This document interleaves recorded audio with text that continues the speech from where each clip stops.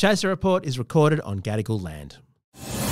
Striving for mediocrity in a world of excellence. This is the Chaser Report. Hello and welcome to the Chase Report. I'm Charles Firth, and with me today is Lachlan Hodson. Hi, Charles. Hey, how's your weekend been? My weekend was a complete disaster. Oh, why? Because it's been raining a little bit. I don't know whether you've noticed. We live in Sydney. Yeah, no, I did. I did enjoy my swim to work today. Yeah. So I decided on Friday to do this thing where I would ride my bike in the rain, right? Because I just thought it's just going to rain forever. Yeah. I've got this. I want to. You've got a bike. You've got to use it. It's going to rain. You're going to have to drive it in the rain eventually. Mindful, sort of. Like I will ignore the rest of the world. I will set the world according to what I need out of this world, and I need to ride my bike. You have not got a history at all of catastrophic bike accidents. Well, funny you should mention that because I was just right near the office and slipped off the bike. There was this really sort of mouldy patch of land, I've seen it, and went straight over the things. And it was one of those things where it took like 5 minutes for the crash to happen. Like it all happened in slow motion. No, not 5 minutes, but like 30. It felt like it was 30 seconds. Yeah. Because I sort of went over the bars and I was thinking, fuck, I'm doing it again. I'm fucking crashing again. This is a fucking outrageous thing. And you were able to have all of those thoughts as I was going down. And then it was like, oh my God, my head is gonna break my fall. It's my head that's aiming for the ground.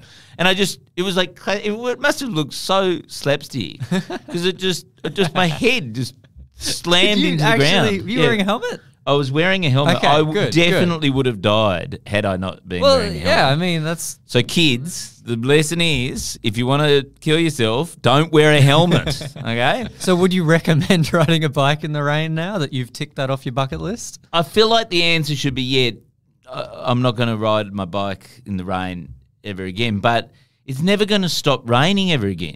So that basically means there's no more and bike ride. I live for bike riding. You have to get one of those aqua trikes, I think is what you've got to do. Yes. You know those bikes that have the paddles for the wheels? Yes. Just buy one of them. That's your new They've got commute. them in Centennial Park. Yeah, in the nick lake. One. Yeah, I'll nick one. and that's how I get to work. That'd actually make a really good stunt. Okay, done. Cool. We're doing that. Well, speaking of catastrophic accidents on the roads, we've completely missed a very important Chaser anniversary in the last month that I think we do actually sort of have to address. Oh, really? Did you know that the start of September was the 15th anniversary for the APEC stunt? Oh, wow. And we just totally... But isn't our entire organisation basically basking in the glow of that one single stunt? No, I'm surprised that we don't celebrate the 14th and the 16th birthday, 17th. Yeah. We should do something nice for it. Well, I thought that we did. And at the start of this year, you remember how we did all those war stories episodes? That terribly unsuccessful, like really great really content, great episodes. Amazing content. Critically acclaimed. Which we put out the worst time of year, which was the beginning of January, and nobody listened. No one listened. For some reason, no one who does the publishing of a podcast has the goals to admit to people who actually create podcasts, like Charles and I, that you shouldn't release a podcast in January because no one listens to it. Yes. So we had this amazing idea. Well, Charles had this amazing idea, which was let's record all the Chaser guys telling fantastic stories from their TV days. Yeah, war stories. Yeah. Anyway, we recorded all this amazing content and no one listened to it. So we've got everyone talking about APEC, Chas and Jules, who are both in it, telling their stories of APEC that were never allowed to get published on the ABC. So this is exclusive stuff that you get to listen to, listener. I thought to celebrate it and to ride off today, let's just replay that. Yeah, well, that means that I can go and lie down and keep recovering from my concussion. So I think that's a great idea. Well, let's take a listen to what Chas and Jules have to say about the APEC stunt. Now, Chas, in your list here, it's time for the big one. Yes. This is the one which I think people have been waiting for when they're talking about brushes with the law. This, of course, was the APEC stunt. You guys have heard a lot about this before, so I'm going to summarize quite quickly the actual stunt itself, which was, we're talking about an international event with lots of world leaders, including George Bush, and we drove a limo in, pretending to be a Canadian diplomatic vehicle. We got to within meters, and I don't mean hundreds of meters, I mean single-digit meters of George Bush's hotel before they told us to keep on driving, and we thought we are going to jail forever if we keep on driving. So we got out of the limo. I was dressed as Osama bin Laden. As you do. And then this is when this happened. Chase. VIP liaison.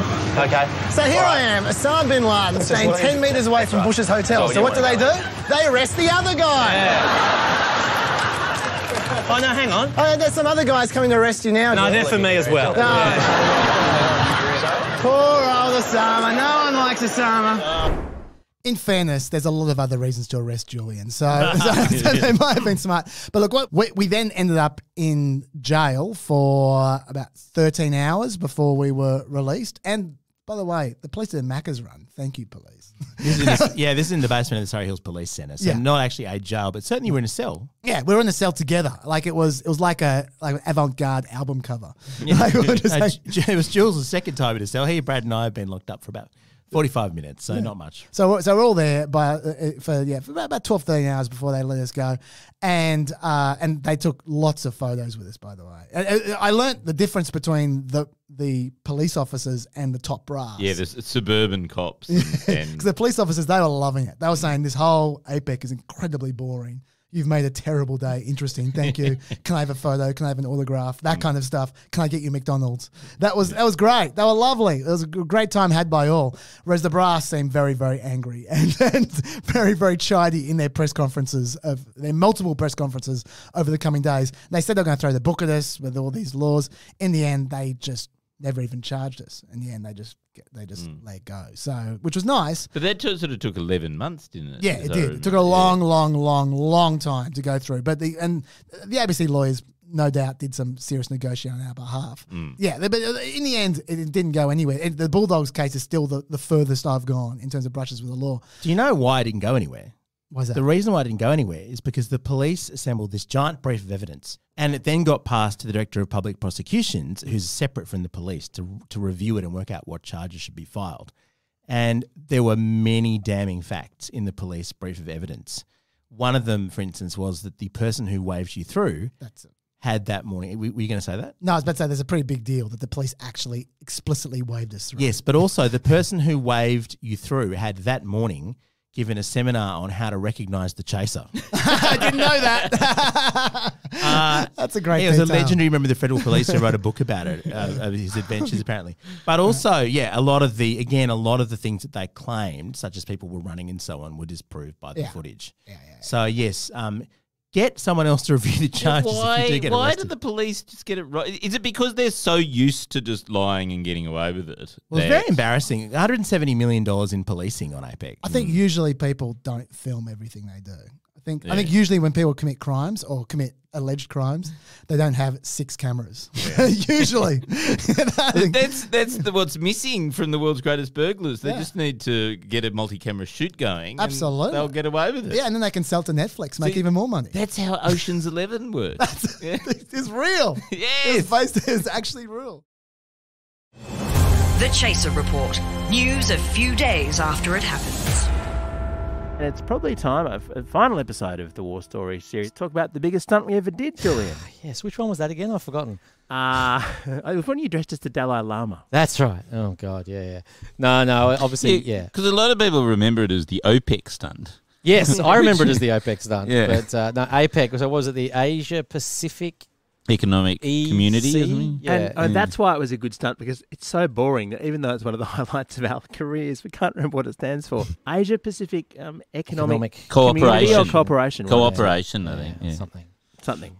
But George Bush couldn't remember it. He said the OPEC conference. That was one of the 2 things that made news along with this stunt. Yeah, so this was, 2007, I think? Yes, that sounds right. And it was basically a curse, this whole event, because the Chasers War and everything had done a year, had been going pretty well. It was starting to get quite popular, and it was the stunts that were the thing that was, that people were reacting to.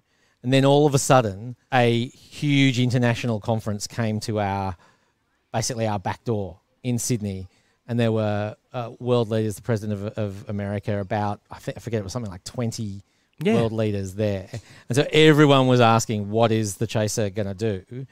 And essentially our answer was nothing. There's no way we're going to be able to do anything. And the security budget was, what, $150 million or something? Just absolutely insane. It was the biggest security operation in Australian history. There were, I think, like 2.5 metre metal fences put around, around the inner whole city. CBD of Sydney. Yeah, and so it was what you would describe as a not very welcoming environment to try and do silly stunts. But because it was happening while we were on air, we sort of felt we had to do something. In the end, I mean, I describe it as a stunt that went horribly right, because it was sort of premised on the idea that we would fail, but then we accidentally gate crashed this international conference and made, for, I think, the classic 15 seconds of fame, we made the world headlines. I remember the whole weird aspect of it was that Chas is dressed as Osama bin Laden. So you're dressed as a security guard. There's a motorcade going down, and I've always found it very amusing that we put Canadian flags on the motorcade. We're just trying to think of who are the most innocuous countries. Well, that's right. Well, we had to think through the possible countries, and so because we all looked, well, we wouldn't have been convincing if we suggested we were from Indonesia or something. So that narrowed down the countries. The idea that there was a motorcade, we thought about New Zealand, but we didn't think that anyone would believe that New Zealand actually had a motorcade. Prime Minister probably turned up in a bike or something. And so that basically led us to Canada, which turned out to be the right country to go for, because it just had the right veneer of feeling like it was a big enough country, but no one really knowing who the Prime Minister was. Or and it's kind of innocuous and people, Canada, yeah. Exactly. And the whole stunt came about because I was hauled into a security meeting before APEC with one of the ABC's security advisors, and I just assumed that this was basically we were going to be read the Riot Act and told what we couldn't do. But Tony, who was the security advisor and was an ex-SAS soldier who loved this stuff, was laying down the law saying what you can't do. And towards the end of the meeting, he said, there's absolutely no way you'll be able to get in. The only way you'll be able to get into that event is with a motorcade. And I was like, that's quite an interesting idea. And then he was into it, and he gave us all the suggestions for how to get a motorcade in. And then, obviously ABC Legal just went, yeah, that sounds great, do it, fantastic. And we left that day. No, it took a long time. To get them over the line. Well, we discussed before that Chaser stunts follow the format, where can you take a? Yeah. But where can you take a motorcade? I mean, in the history of, that's an even bigger prop than a Trojan horse.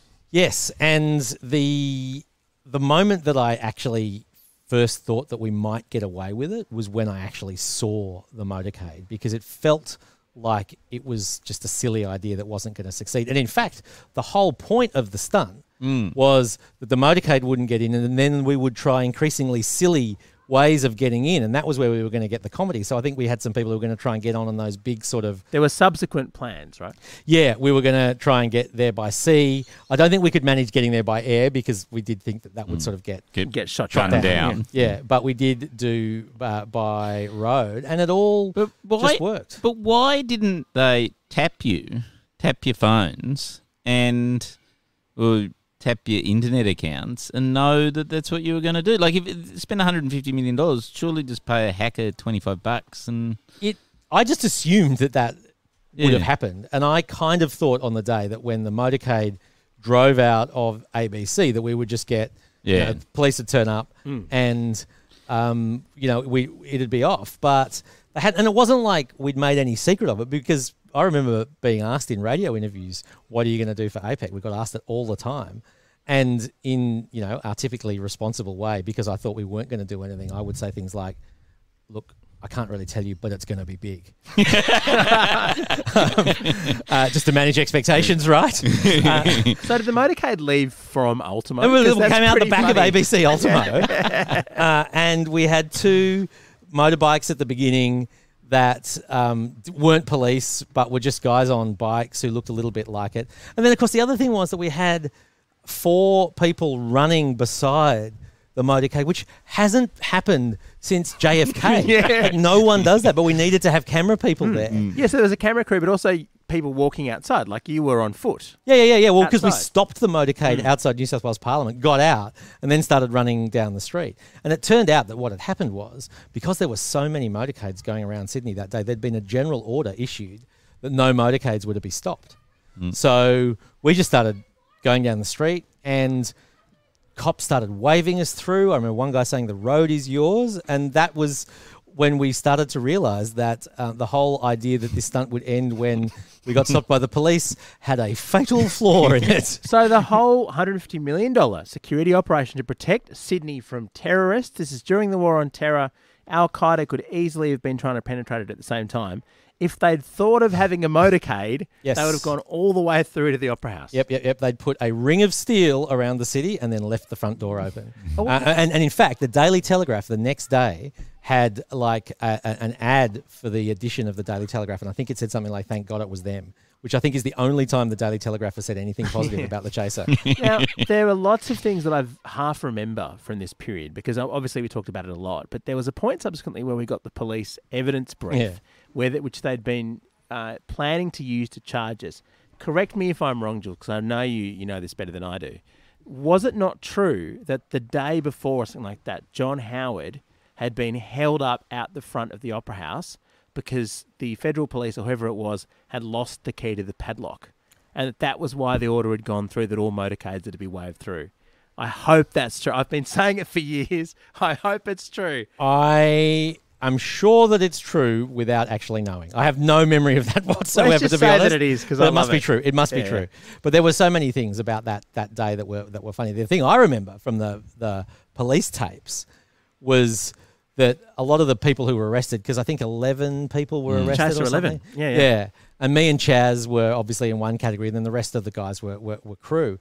And they were going to run a defence that basically the other people were just sort of doing their job, so they shouldn't be they shouldn't be convicted of a criminal offence. The only problem was that one of the employees, who was actually a second cousin of mine, had the camera on his lap in the motorcade that was picking up the audio from the microphone that was in my tie. It was also picking up what was being said by him in the motorcade. So they were going to run a legal defence saying he was just following orders. He is mortified that this has happened. He didn't want it to happen. But we did then also have a recording of him going, "Oh my God, this is brilliant. This is awesome. They're letting us ride through. These idiots. Oh, I love this." Which somewhat compromised the defence. Well, that was great. Thank you very much, Lachlan, for reminding us of... Yeah. Well, I'm a fan of this company before I am a worker of it. So I celebrate. Creepily very creepily. so, yeah. Well, I mean... you used to stalk me on Wikipedia. I do stalk you on Wikipedia. Oh, you I do, made a still. Chaser meme page, I believe, which is how I got hired. Oh, God. What was the... You know that I fixed your Wikipedia? I know. As a present. As a birthday gift for Charles, I fixed his Wikipedia. But I've just got to ask, after listening to that War Stories episode, after listening to those guys tell those stories, should we do it again? So January's coming up. We've got another period where no one's going to listen to any podcasts. What are we supposed to do for another month of the show? Should we, what you're saying is, should we go to a huge amount of effort and to organise something that nobody will listen to? Well, exactly. Okay. This is so my pitch would be... Okay, well, yeah, what do you I've actually have got an idea. This is Okay. how I'll pitch it to you is for an incredibly small amount of money, maybe sling them like $50 and a soft serve each, we get Gabby and Alexa to come in on a Saturday and they record for 8 hours in a row. And I just upload increments of that every single day for January. So it's the... Gabby and Alexa's the Gabby and Alexa soft serve summer. And you just give them a time to brainstorm their ideas. Yes. And it's the Gabby and Alexa summer internal damage write-off. I love everything about it except for giving them soft serve. Should we do that? Should we do that? I don't know. If you've got a better idea for what we should do for January, I just email want to it be in. I want to be part of it. Oh yeah, we should open it up to the listeners if anyone's got a good idea. But also, I want to be part. Like, well, you can join them on the tax write-off day, but you can get paid. We get the tax write-off. We do a Saturday. We do a marathon. Yeah. But when that really risks being incredibly boring. But it could be sort of fascinating. But no one's going to listen to it anyway. So it doesn't really matter. Like it doesn't matter. And I thought that, you know how we did those drunk recordings in the pub and they were actually terrible, but they did get listened to. Yes. You could have the fun of doing more drunk recordings. You could get drunk on a Saturday. Yes. And it's all safe because it's just in this little studio. Yes. And you're all done. Okay, done. Cool. We're going to do it. Well, there we go. That's Drunk January. chaser. Drunk January. Drunk January. It's the opposite of dry July. It's drunk January. The chaser's drunk January. Oh, that's great. Okay, we've sorted it out. We've got Okay. War stories, move on over. Yeah. We've got a new hit month coming next year. Our gear is from Rode. We're part of the Acast Creator Network. Catch you tomorrow.